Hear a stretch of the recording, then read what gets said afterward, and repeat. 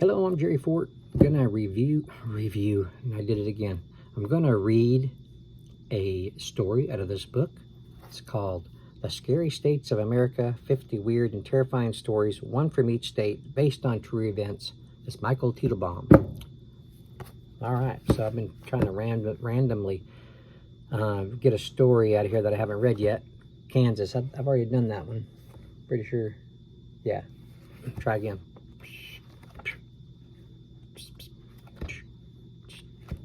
Nope. Georgia?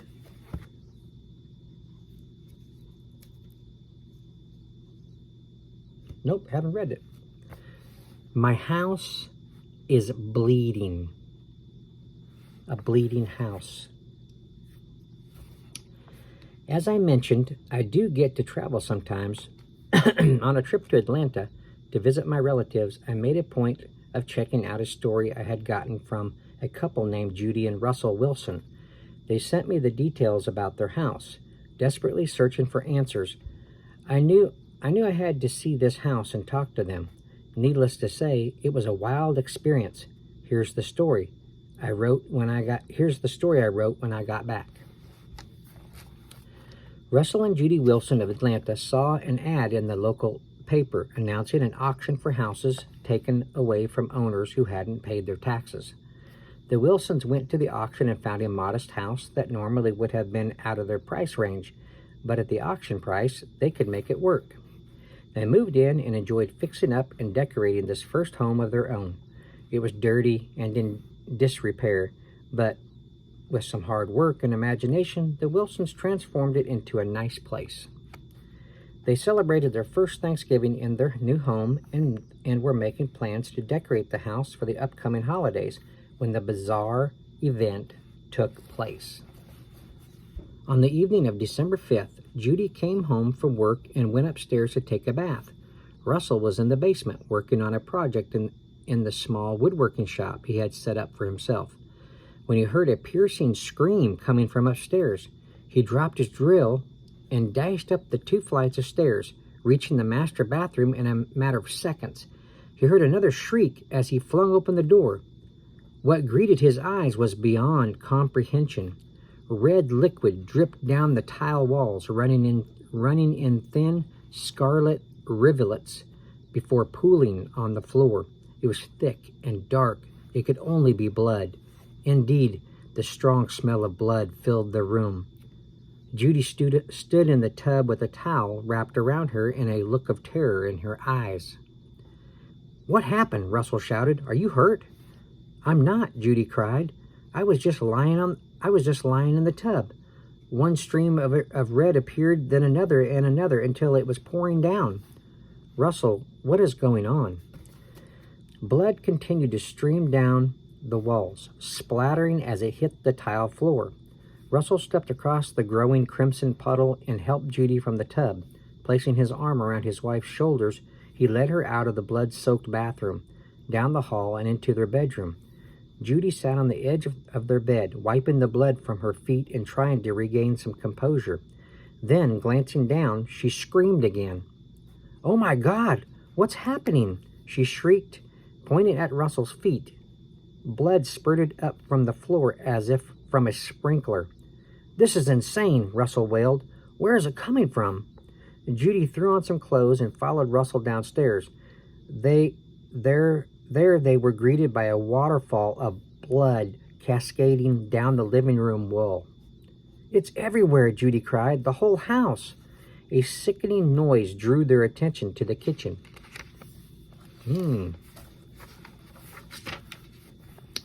Blurp, bloop, bloop, blurp. That's what it says. I am not joking. That's what it says. The sink bubbled up with blood, which overflowed and splashed onto the linoleum floor. Overwhelmed with fear and confusion, Russell and Judy ran from the house and called 911. "What is your emergency?" the operator asked. "My house is bleeding," Russell shouted into the phone. I'm sorry," the operator replied. "I'm not sure I heard you correctly. Do you mean that someone at your house is bleeding?" "No," Russell screamed. "My house is bleeding. Please send someone." The operator must have believed that Russell was truly panicked and confused and not just pulling a prank.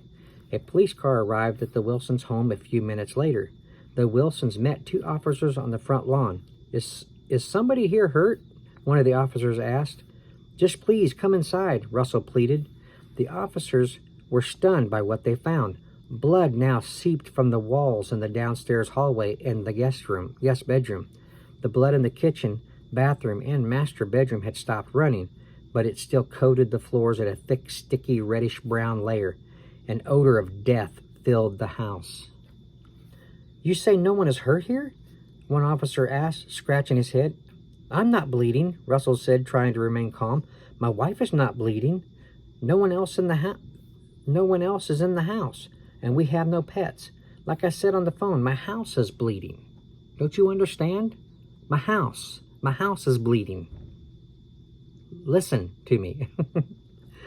As one officer filled out a report, the bleeding finally stopped.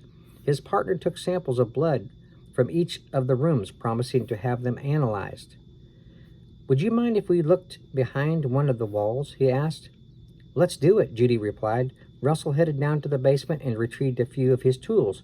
Then he and the officers cracked open a large hole in the upstairs bathroom wall, where the blood bath had started.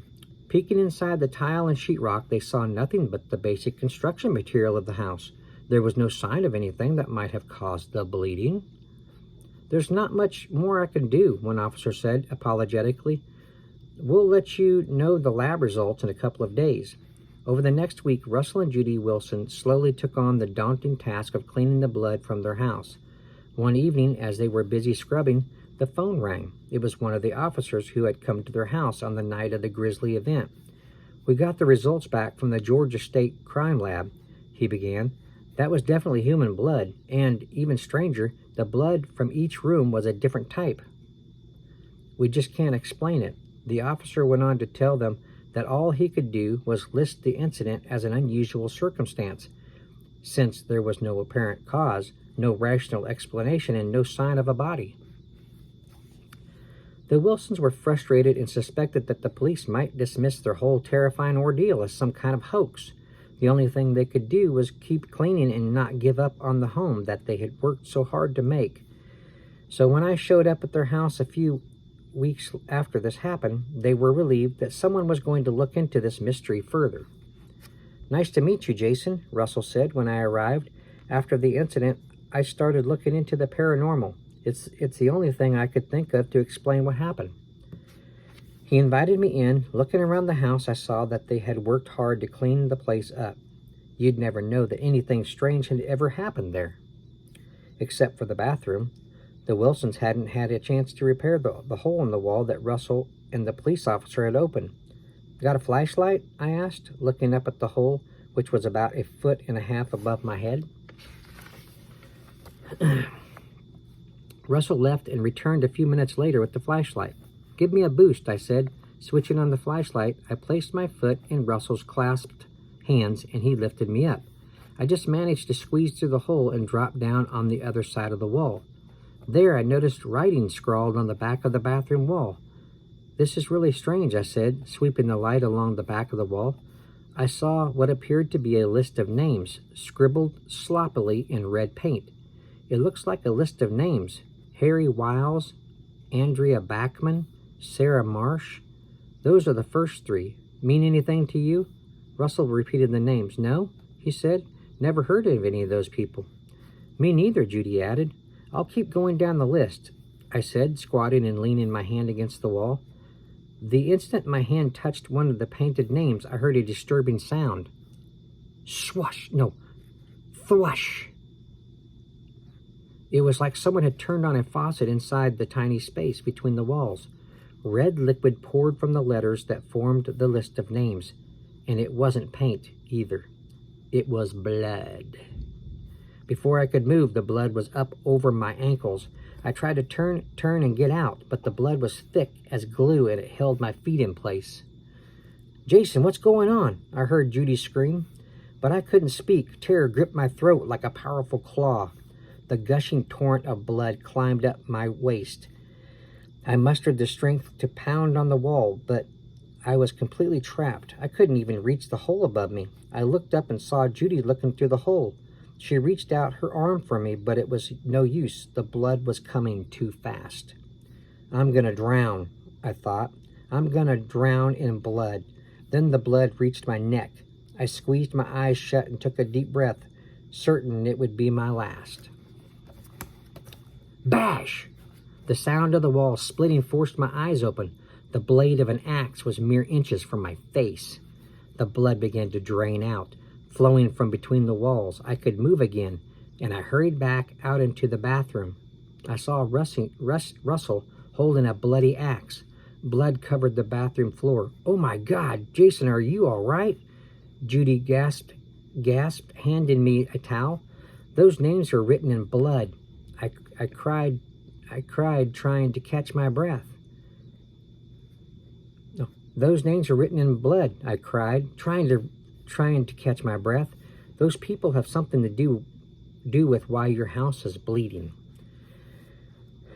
Russell led me to the guest bathroom, where I took a shower while Judy washed my clothes in the laundry room downstairs. A short while later, I joined the Wilsons in their den. I was totally freaked out by what just happened, but I couldn't abandon them now. I pulled out my phone.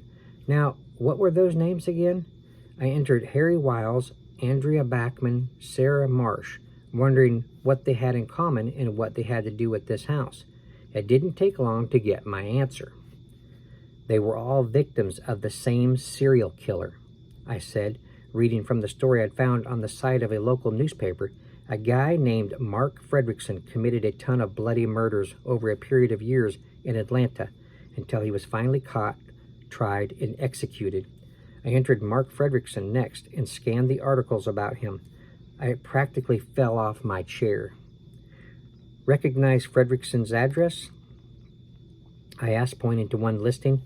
That's our address, Russell boomed. That's this house. We never knew who owned it before us because we bought it at an auction. On what date did you say the walls first bled? I asked next. December 5th, Judy replied. Look, I said, that's the day Mark Fredrickson was put to death last year. The Wilsons stared at the screen, completely stunned. I think your walls were bleeding with the blood of Fredrickson's victims on the day he died, I said. That would explain all the different blood types the cops found, and the names scrawled on the wall. A short time later, I left the house, followed closely by Russell and Judy Wilson, who were carrying their suitcases. Oh my gosh. That sounds like a movie right there. Whew. Georgia. All right. Let's mark off Georgia. All right. Pretty wild. Some parts of that gave me chills a little bit. Made the hair on my arm stand up a little bit.